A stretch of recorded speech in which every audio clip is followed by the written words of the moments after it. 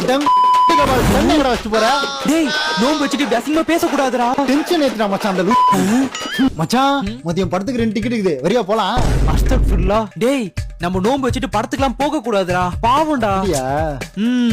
சரி ஓகேடா, அப்ப நான் ஏரியா பையனோட போறேன். மச்சான் மதியம் படத்துக்கு ஒரு டிக்கெட் இருக்குடா.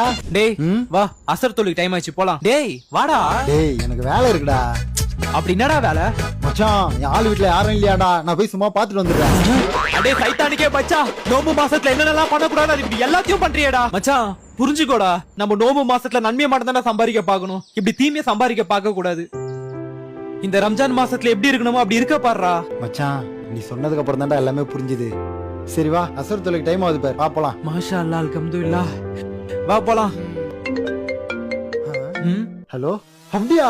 அப்பனா எனக்கு கோட்டை சரக்கு வாங்கி வச்சிரு, 4:10 மணிக்கு அங்க இருப்பேன். அட நாயே, இவ்ளோ சொல்லி நீ திருந்தலையா?